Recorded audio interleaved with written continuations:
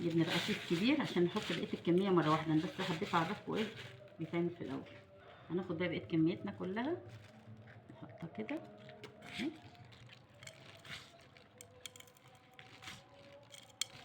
نبدا نرص بقى ايه الكميه اللي عندنا كلها كده عكس عكاس. ها خليه في الثلاث صلصات بقى، يعني راس كده وراس كده. حمو بس يا حمو، بس يا حمو اهي دي مخالفه دي. يلا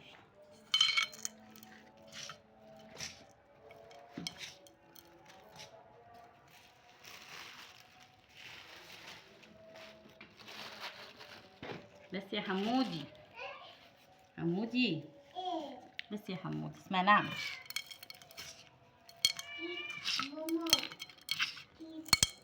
هي الحتت الحمراء اللي في الراس دي يعني معناه ان هو صابح صح؟ اللي تلاقيها حمرا قوي دي الدم لسه فيها كده طازه. انما لو تلاقيها سودة ودكنه، بصي دي الاحمر عامل ازاي. لو سودة ودكنه كده تحس ان هي ايه ضلمه مسوده من جوه، تعرف انها بايته وبقالها مده كمان عند السماك. في ناس بيروحوا للسماكين يقولوا ده احنا هنعمله فسيخ، يقوم يستعبطوا ويديلهم ايه السمكه البايته. ما تقوليش انا هعمله فسيخ، هاتي سمك صابح وحلو علشان تحديه يبقى جميل وطعمه جميل وريحته حلوه. خلاص كده احنا خلصنا الكميه بتاعتنا، هنحطها كده تمام. نرش بقى